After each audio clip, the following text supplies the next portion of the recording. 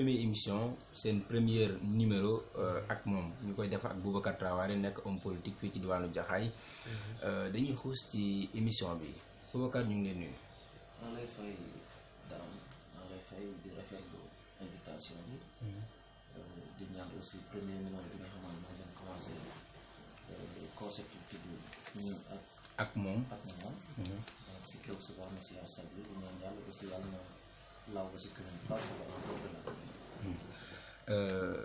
dañuy xuus ci émission bi Boubacar ñu xam la fii ci diwaanu Jaxaay ràññee la fi torop nga dugg ci politique daanaka lu yàggul dara Boubacar bu weesoo politique xam nañu da ngay exercer activité professionnelle tey nga dugg ci scène politique bi di boole activité professionnelle bi ak activité politique bi est-ce que tey réellement loolu yomb na. bon yomb na d'une part yombul d'autre part d'une part lu tax man lu yomb na mooy boo xamee en réalité lan mooy concept politique la définition de la politique. ni ko tubaab bi définir ce n'est rien d'autre que c'est l'art de bien gérer les affaires de la cité. ñu war a xam ne politique nekkul activité du métier.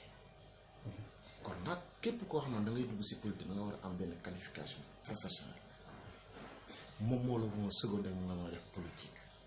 moo tax fii malheureusement à nos jours jeunes yu bëri ngay seen moom amul benn activité bu di politique man nag loolu daluma moo tax man may toog di sant yàlla balaa maa dugg ci politique dama am métier qualification yàlla may ma tari bay jàngal ñeneen ñuy tari raison pour laquelle man awma problème boobu macha allah. Boubacar Traoré tey est-ce que mën nañ xam réellement lu dugg ci politique da nga xëy rek dugg ci politique dañ la mandaté wala yow personnellement yaa am ay ambition politique lan nga réellement. bon politique dafa nekk quelque chose dafa vaste dafa yaatu. waaw parce que li may faral di wax kon yenn maire yi xam maa leen seen borom kër yi bu leen joxee dépense da ngeen koy politiquer pour fin du mois bi parce que tey ku ñu jël ñëw sa kër jox la 50 000 francs ne la dépense mois la di nga xam yow ni nga koy mën a loolu mooy wax dépense loolu mooy wax politique économique. ñun nag depuis 2009 ñoo ngi def politique. li tax ñu defoon politique parce que tout simplement injustice bi Macky Sall doon vivre moo ñu poussé woon à ce que ñu dugg ci biir politique. donc 2009 ba à nos jours ñoo ngi ci yàlla def na aussi amaguñ ci benn ndomba tànk mais ñoo ngi accroché parce que ñun objectif bi ñu fi dugal mooy fii ñu dëkk commune bii ñu dëkk ñu dem ba di koy dégg partout dans toute l'étendue du territoire national ñu xam ne la commune de Jaxaay existe la commune de Jaxaay am na te ay noble ñoo fa dëkk loolu moo ñu poussé à ce que ñu dugg ci politique.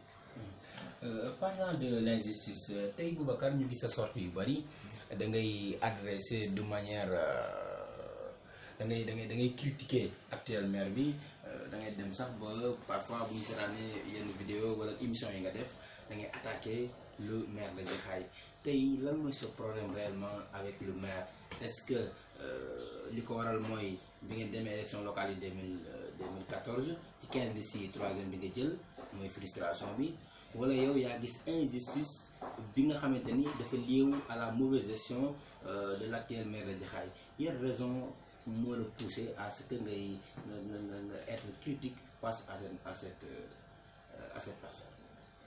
bon pour dire vrai vraiment j'ai pas de problème personnel avec l'actuel maire en l'occurrence Mor Sarba. j'ai pas de problème personnel avec lui. benn bi mooy su doon politique dañuy naataango la man moom duñ bokk parce que tout simplement il faut ñu xam source yi fan la jógee. bi ñu dem élection en 2014 moom il n'était pas tête de liste. il n'était pas du tout tête de liste. il était tête de liste. Maodo Malick Niang moom il était en 3e position.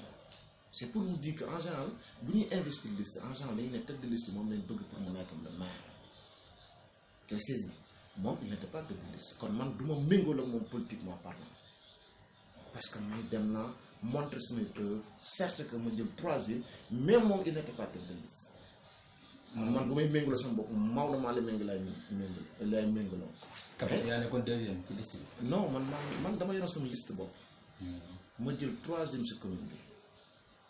ma am 4 conseils municipaux yoo xam ne ñoo may représenté à la mairie de Jaxaay te sama liste seule laa demoon te c'était la première fois ñu def élection locale ici dans la commune de Jaxaay kon nag amoo problème personnel avec le maire mais par contre mais dañuy ne c'est le premier magistrat de la ville dañ ko dénk alalu askan bi te buñ ko dénkee alalu askan bi ñun nous avons le plein droit de veiller à ce que gestion bi moom jaar est-ce que nous avons une gestion transparence ou bien une gestion participative mais amul malheureusement amul mais nag xam nga commune bi ñun il faut que ñu éveiller conscience nit ñi dafa am ñu bëri ñoo xamante ne xamuñu xëy na mbir bi nu ñuy doxee mais ñun ñoo leen du affaire de acharnement mais ñun ñooy wax population bi da leen et kii moo ngi dilapidé suuf si kii moo ngi def ay détournement d'objectif moo ngi def loo nga xamante ne population bi xamul ko kon ñun ñoo war a yëgal askan wi. waaw ci loolu laay des ba léegi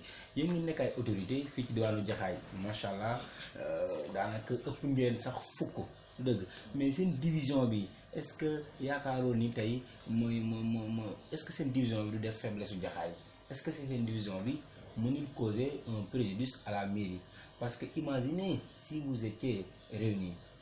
mais bien sûr loolu foofu moom je suis parfaitement d'accord parce que xam nga malheureusement fii ñu si bëri amul expérience politique ñu si bëri par circonstance moo leen dugal si politique te wartoon demee noonu moo tax kenn ku nekk bu ñëwee sos sa pàcc mais au finish kenn du am doole mais bu fekkoon dañoo créer benn bloc ñu xàccandoo di dóorandoo comme ñu soxla si commune dañ koy am mais nag malheureusement kenn ku nekk boo ñëwee ak sa ñoñ say ñoñ ne yeewa mais dañuy am nous serons les grands perdants mais nag sur ce moi je vais en profiter pour lancer un appel parce que c'est le moment ou jamais ñu réunir les forces parce que li nekk fi dañ ko war a changer te pour ñu changer ko il faut que ñu réunir suñu force yi loolu mooy ñu mun a may doole ñu mun fee génne ki fi nekk après li fi toog équipe lay nekk boo xoolee le président de la République a l'habitude de dire benn parti politique mënatul dem élection gagné coalition rek ñu jéem a waxtaan ñu demandons ensemble gagnons ensemble et gérons ensemble. waaw dañuy des ba léegi ci commune de Jaxaay Parcelles Niakoulrab ñu gis ni y a un déficit d'infrastructure tey boo xoolee Jaxaay c'est certes am na un commissariat boo xamante ni c'est une grande dimension am na aussi benn marché boo xamante ni ba léegi gis nañu utilisation bi des na parce que gars yi dañ ko xaw a déserté mais lii posé problème tey mooy hôpital bi nga xamante ni mu ngi Jaxaay il y a presque 10 ans ba léegi fa mu nekk jugu fa tey est-ce que mën nga ñëw indi la explication yu war a retardu infrastructure boobu la. d'abord dama la fiy jox ay explications yu très claires benn bi mooy ñun réussir nañ xeex ba le président accordé ñu inchallah y a ce qu'on appelle le bateau médicalisé bi war a ñëw fii Dakar def fi 10 mois ay américains ñoo ko yor ñoom ñëw nañ fii ci centre de santé bi ba def le constat ba def le devis nee na ñun ñoo koy jël en charge ñoo koy finaliser quoi ñoo koy ñoo def finition bi ba pare def équipement bi loolu ay américains ñoo jël charge loolu ba je pense que d'après nos informations mois de juin la ñuy commencé beneen bi mooy avant bateau américain maanaam bateau médicalisé américain di ñëw fii Sénégal monsieur le maire dafa def ay affaires yoo xamante ne ku am xam-xam dëgg du ko def xam nga mooy lan bu ñu amee fii benn centre de santé à l'époque c'était vers les 2017-2018 bii passé le ministère de la santé lui avait proposé mu rajouter aussi budget 50 millions pour ñu commencer bu travaux yi non seulement le maire a rejeté les 50 millions mais que mënu ko liggéey mais benn bi plus que ça mooy monsieur le maire a injecté 34 millions ci poste de santé bu ñu tabax à la cité gendarmerie mais loolu amul pertinence daam lu tax amul pertinence mooy mënoo fi am benn am centre de santé boo xamante tey bu ñu ko finiroon non seulement waa commune de Jaxaay mën na si faju mais waa Tivaouane Peulh ba waa Sangalkam maintenant yow nga jël 34 millions injecté ko si benn poste de santé boo xam ne tey mënoo ko inauguré man bu doon man maay nekk le maire 50 millions yi ma ministère bi jox dama koy jël liggéey ba fu mu yem ma taxaw 34 millions yi ma jël def ko fii poste de cité gendarmerie dama koy injecté waat foofu noonu comme tu auras lu mu bon 84 millions mais 84 millions ku ko def si centre de santé bi. mais est-ce que centre de santé bi budgétisé nañ ko wax chiffre exact bi koy tabax est-ce que dina mat réellement chiffre bi nga wax nii léegi. mais xam nga dafa am ce qu'on appelle mën nga jël ay mesures provisoires. dama lay jox lentement à Jaxaay nous avons un poste de santé bi nekk Jaxaay. Poste de santé bi lan lay def consultation hospitalisation salle d'accouchement loolu la ñuy def foofu mais loolu boo ko aménager une partie même si tu peux pas même si tu ne peux pas terminer tout le bâtiment mais nga aménager une partie dans ce cas dafay permettre les autorités étatiques bi nga xam ne buy ñëw bu def boobu visite bu ñëwee xool situation environnement bi danañ lii kat jar na lii urgence la war nañ si jël ay matuwaay mais imagine toi ñaata bloc ñoo nekk fële ñaata compartiment ñoo nekk biir centre de santé la mais boo jëloon benn côté rek nga aménager ko nga éliminer poste de santé bi nekk Jaxaay bi nekk cité de gendarmerie jaru ko nga affecté leen foofu rek ñoom ñuy liggéey foofu mais kooku moo ëpp pertinence da lay gën a may motivation autorité yi ñu injecté si xaalis pour mun ko eggali. waaw loolu am na solo trop ci cadre santé espérons que tey autorité américaine yi bu su ñëwee dinañ ci am lu ay résultats yu gën a positif par rapport ak infrastructure boobu mais ba léegi dañuy des ci cadre infrastructure tey bu ñu waxee santé dañuy wax aussi yoon bi nga xamante ni tey day daanaka mën naa ko tuddee route nationale de Jaxaay boo xoolee tali yooyu tey dafa am problème daanaka ranaa lañ fa tabax est-ce que tey loolu maire bi en personne wala mairie bi personne morale est-ce que am na ay initiative yu fi jël. Bon, pour moi, nous aussi, côté, nous aussi, infrastructure, je suis parfaitement d'accord, mais moi, défendre le petit santé, au moment où nous parlons comme ça, sur le centre de santé, poste de santé, on a une ambulance. Et ambulance, l'État, le chef du district sanitaire, vous dites que M. Thiam, Djilako, moi, il manque de carburant. Mais c'est inadmissible. Manque de carburant. Manque de carburant. Et le maire donne le budget annuel à 1 million pour carburant. Mais pour voter le budget annuel à 1 million pour carburant, pour ça carburant, souvent il faut appuyer la police, souvent le carburant il faut dire en charge l'ambulance. Mais c'est tout à fait normal. Alors, vous avez dit que Mor Sarr bokkul la fi nekkal en réalité. Non, nekku fi boppam Mor Sarr dafa xamul fi muy teg tànkam. Xam nga ko fi nekkal boppam dañ xam ne kii moo ngi def fii waaye moom moo ngi changé. Incompétence ngay souligner. Incompétence avérée. Dans ce amul xam-xam du laajte du dëgg non kooku grand man ba may juddee di politique ba léegi mosuma gis ku mel ni Mor Sarr mosuma ko gis suma àdduna autorité. Mais quel est le rôle des conseils municipaux? Non, malheureusement, nous avons le conseil municipal le plus nul dans tout le département. Mais attends, Boubacar, nul tamit, même si maire bi en personne, su degré beaucoup, ni ko encadré aussi, on va nous orienter. Donc, mairie bi, en réalité, nous, est-ce que nous sommes nuls? Est-ce que nous c'est pas politique aussi? Non, nous avons 56 conseils municipaux. 56. Non. Sur les 56, seules 10 personnes dépassent 10 personnes. Nous aussi, nous avons lire taxi. Non, c'est catastrophique. Dans les invités, prochain conseil municipal, rencontre, vous avez un assistant. Seules 10 personnes, nous aussi, ça veut dire? Nous aussi, nous lire, nous avons un taxi. Et c'est comprendre. Et le maire, c'est lire? Non, le maire, non, nous avons un maire. Non, je ne dirais pas un mais un alphabet avéré. D'où c'est cela? Mais est-ce que loolu seen échec yéen parce que tamit liste bi bu ñu koy defar wala liste bi sax xam naa ne bokkoo ci woon. mais ñi nga xamante ne ñooy defar seen liste nan lañ mën a defee jiitale nit en troisième position ci koo xamante ni c'est un illettré mais au moins ñu xam de quoi parle les textes. non xam ko dama lay jox foofu tegtal tuuti comment ça se passe ñoom seen liste bi ñu koy defar Maodo Malick Mbaye moo ko doon defar. te Maodo Malick Mbaye moo ko doon defar donc moo tax mu investir ñi nga xamante ne dañu favorable à lui comme ça ñu dem élection man ma wóolu la ma xam ne Khadim mii du ma war ma dugal ko si biir liste bi xool ma niveau d'étude Khadim peu importe. C'était politique quoi. C'était politique. Maintenant nag après mu ñëw répondre waat ci ñoom ok moo tax mais vous savez la mairie là dañoo faussé dès le départ organigramme mairie sànq yaa ngi koy wax. Entre le maire et les conseils municipaux, il faut un pont, une frontière. Ce qu'on appelle les divisions techniques. Parce que ce n'est pas pour rien qu'on a transféré les 9 domaines de compétences transférés aux collectivités territoriales. Parce que sur les 9 domaines de compétences, chaque domaine de compétences devra avoir un set de divisions techniques. Mais malheureusement, ce que nous avons estimé, le maire, les conseils municipaux, loolu moo tax mairie bi mënut a développé day saxaar ak ñetti daal. waaw day saxaar lu tàkk waaw dañuy avancer rapidement ci émission bi parce que ñu ngi may signal ñun daanaka li des bareetul tey boo jëlee infrastructure yi nga xamante ni ay yoon la tey loolu la moo ko waral tardement yi. non tali bi moom je vous assure que léegi ñu démarré gis ngeen entreprise bi gagné marché bi moo ngi def sonde bi ba pare ñoo ngi sonde sa su ñu nee sonde mooy ñoo ngi xool fii li jaar fii est Senelec bientôt bu ñu finalisé ba pare maanaam étude technique bi ils vont démarrer les travaux moo ngi jógee Jaxaay 1 lay démarré jàll cité gendarmerie Sugeer bi dem ba si rond point bi côté marine bi jàddaat dem côté mairie ba dem 70 ba terrain basket ba jeex ko jël mel ni ko dem unité 18. En tout cas day couvrir toute l'étendue de Jaxaay.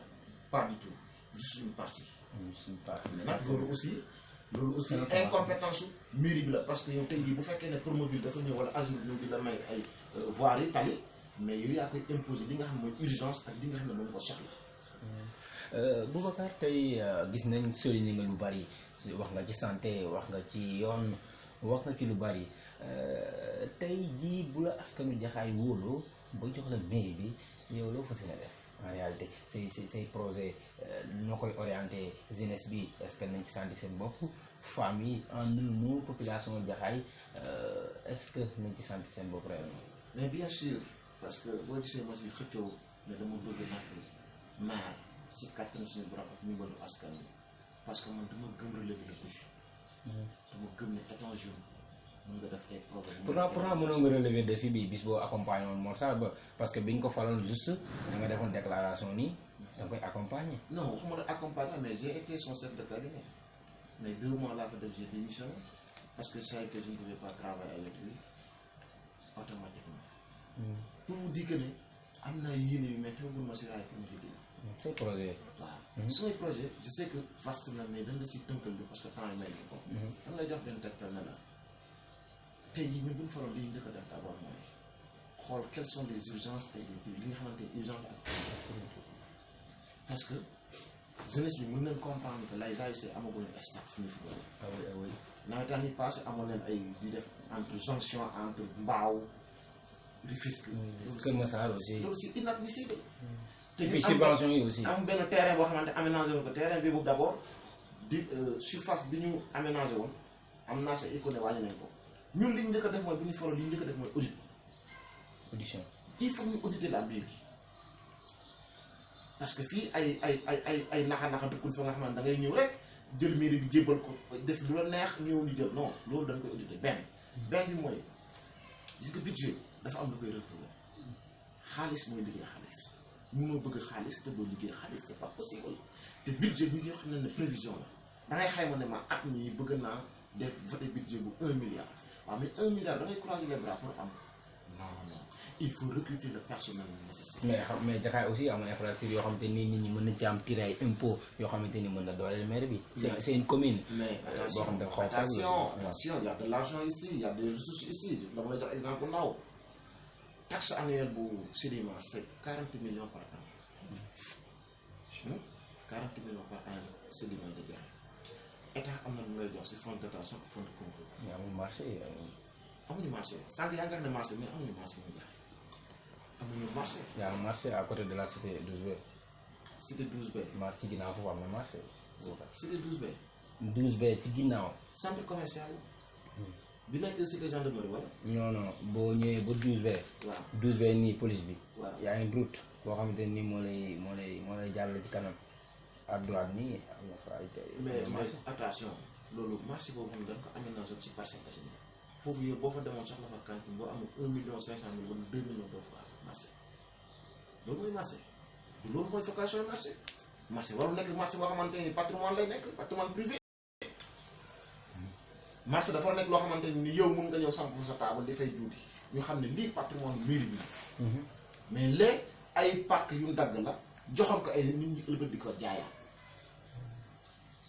est-ce que comprendre moo tax mooy la marché boo xamante ne dëkk bi. ñoo waaw mais yooyu yëpp nañ ko réglé dama lay jox ma continuer si en terme de li ma namoon si dëkk bi xam nga xaalis mooy liggéey xaalis man suma projet prévoir naa lu mu bon recruter benn personnel bu am doole à la mairie de Jaxaay ñu leen di koy les agents municipaux parce que gis nga ne dëkk bi suñ ko bàyyee tuuti moom anarchie on est d'accord buñ ko bàyyee tuuti moom anarchie est-ce que liy dugal xaalis si dëkk bi te yow boo amoon place boo góorgóorlu nekk jeune bi góorgóorlu rek même boo soxlaa benn cantine d'abord pour nga am autorisation précaire il faut nga fay 15 000 francs d'accord chaque mois nga fay 3 000 francs xoolal ma léegi nekk si dëkk bi nga am sa 150 mètres carrés bu nekk si kaw tali bi si suuf bi yëpp nga aménagé ko ay magasin di liggéey xam loolu lu dugg te pourtant c'est que la nga si am mooy usage d'habitation mais yow da nga ko modifié def ko usage commercial ah léegi yaa ngay liggéey xaalis te doo fay ay impôts ay taxes loolu amul fenn mais moo am si dëkk bi ndi la ko jaxee ba dem képp ko am tali képp ko am kër si kaw tali bi modifié nga ko def ko magasin ngay fay ko 150 000 par weer wala ngay fay ko 100 000 francs par weer nga def sa poche mais contrepartie looy fay à la commune loolu c'est quelque chose boo xamante il faut ñu recruter le personnel qualifié pour ñu mën a recouvrer l'argent de la mairie. Maintenant concernant infrastructure amagul foyer des jeunes am na ay sites yu localisés foyer des femmes mais box baa ngi nii grand. box bi oui c'est un espace bien aménagé. mais kooku mën nañ fa def projet bi am solo. et puis aussi mairie bi amuñu mairie boo xamante ni titre foncier la. si mais am nañ bayal boo xamante ne ëpp na 400 mètres carrés. ban bayal la. boo xamante ne moom lañ war a def mairie moom lañ ko aménagé fee si rond point police bi ancien police bi. si rond point bi noonu boo xoolee bayal bi am côté Poftani nii. foofu la mairie bi nekk ak beneen hangar boo xamante ne dañ ko aménagé pour municipalité police municipalité.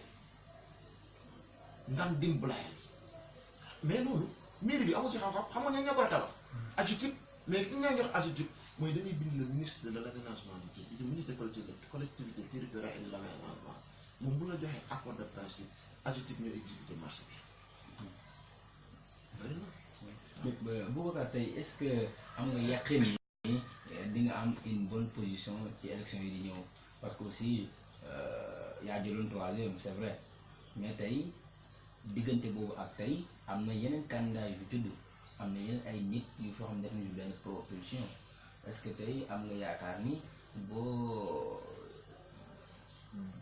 dóoree sa candidature di nga am dara est-ce que yaakaaroon ni sa xaalis boobu lay nul en réalité. non non pas du tout pas du tout suñ demaatee. bii di ñëw. su ma jëlul paiement yi c'est 14 jours laaj na lu tax. xam nga yàlla dafa def en 2014 bu ma xamoon 5 yàlla def na en 2019 xam naa 10. am progression politique bu am solo benn du ma ne lu tax en 2014 ma jëloon 3e dama lay jox fi yu leer nañ yoo xamante nit mën na si teg baaraam man en 2014 ku la xool ne Boubacar da jël ñëw da nga ne mooy nekk parce que su ma génnoon mbooloo mi may topp macha allah loolu yàlla rek ko mën mais xam nga lu war a doon jot ñoon bàyyi xel si ñu war a def transfert bi de vote parce que malheureusement ñu doon topp yëpp genn wàll bi yëpp ñu voté Jaxaay ñun nag bàyyi si xel parce que ñu bëri fii c'était la première fois ñu ñëw ñoom pour ñoom élection locale foo watee rek baax na. fekk tel n'était pas le cas. il y a des questions loolu moo tax ñun bu ngeen seetloo en 2014 ñun am na foo xamante ne Jaxaay 11B. lu toll ni ñett kaar wala ñeent kaar dem na Gunaas ba tey Béydi te Béydi moo gagné d'accord. mais 11B nga am ay assises am nga si déjà may assises mais est-ce que parcelle bi ak ay daaru aussi est-ce que am nga fay assises yu wóor parce que commune bi du Jaxaay kese. waaw mais xam nga dama la politique dafa am lu koy organiser c'est très important politique dafa am lu ñu koy organiser n'est-ce pas li ñu koy organiser mooy élection locale élection gox-goxaat la waroo di cuub càpp da nga war a dem benn localité maîtriser ko ba nga xam ne am nga fa assise bu solide nga bàyyi fa ay responsable dafa benn localité c'est très important moo tax bu ñu liggéeyee fii bu nga xamante ne sotti na ba ñu bàyyi fi ay responsable xam ne ñoom ñooy assurer seen gox ñun ñu demaat benn localité te nag attention Jaxaay 2 wala Parcelles naa fa dara de c'est que dama changé tactique politique bu njëkk lu ñu doon def damay dugal def page def si internet bi ñu ñuy xool même li ñu nangu si dëkk bi am na loo xam ne man waxuma la ko si parce que du ñu nangu seen émission ñun ñu koy saan dañoo bëri am na ay stratégie ne bu ñu ko tegee fii wala suñu plan d'action bu ñu ko tegee fii gars dañ koy tricher. il y aura des non-dits quoi. mais tax suñu parrainage bi ñu dugal nii njëkk nañ leen si terrain bi parrainage injecté leen 100 listes te liste bu ne 35 personnes lay def ça veut dire que ñun suñu objectif d'atteindre de 3500 personnes te xam nga ñaa lay laaj parrainage fii à la commune de Jaxaay 1800. Dépassé largement le chiffre. Mais effectivement, parce que son objectif, c'est d'atteindre lu mu bon 5000 personnes. jërëjëf Boubacar Traoré daanaka l'émission tire à sa fin sa kàddu bu mujj lan la ban message nga am pour jeunesse bi ban message ngay lancé pour la population de Jaxaay en un mot ñu tàggatoo waale.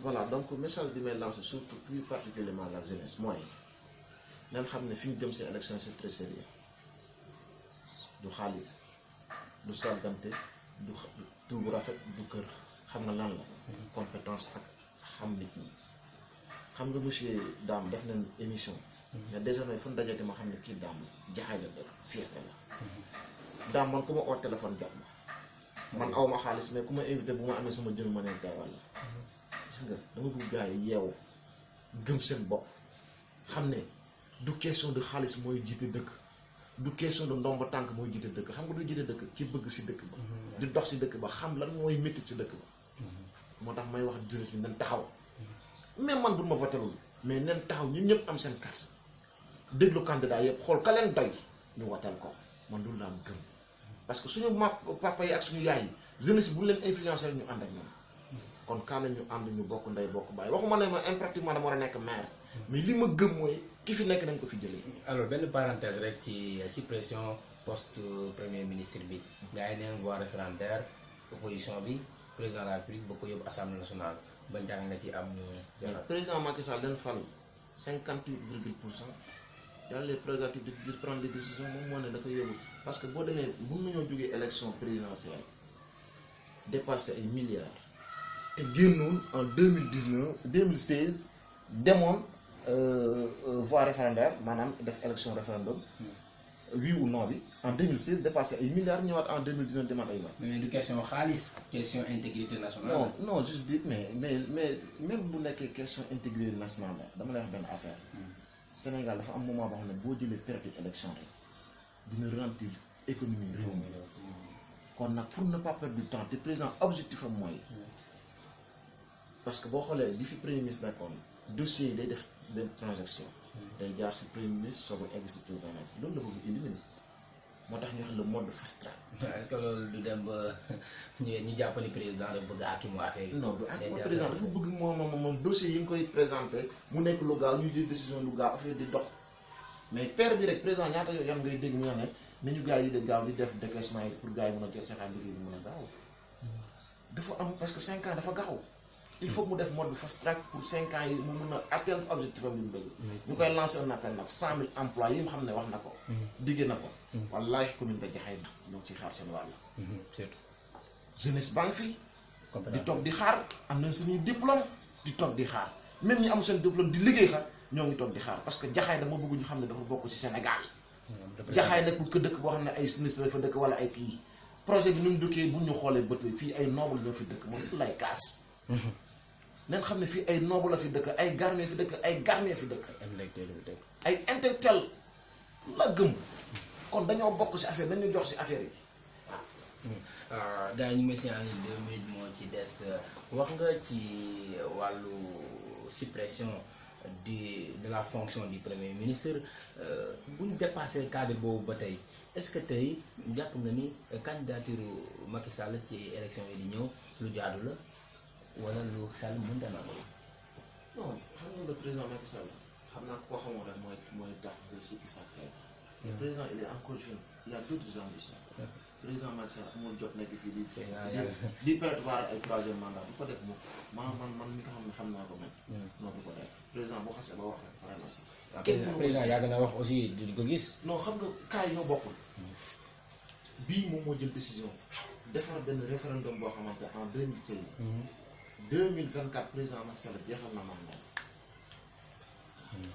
ok Boubacar ñu ngi lay remercier di rafetlu disponibilité bi vraiment mbokk yi li moo nekkoon seen émission ak moom bii nekk premier numéro ñu dalal Boubacar Traoré ci seen émission fii ci Jaxaay TV mu wax lu bari ci wàllu politique ci wàllu société ci wàllu économie mu nekk aussi candidat ci élection locale yi di ñëw ñu ko ñaanal jàmm di ko ñaanal bépp candidat mbokk yi ñooy jox kon dig daje ay bis yi ñëw balaa ñuy terminer rek dañuy rafetlu disponibilité am parce que c'est un homme très disponible malgré son calendrier surchargé gars yi lii la woon seen émission ak moom ñu jox kon dig daje ay bis di ñëw yaa ngeen jëf.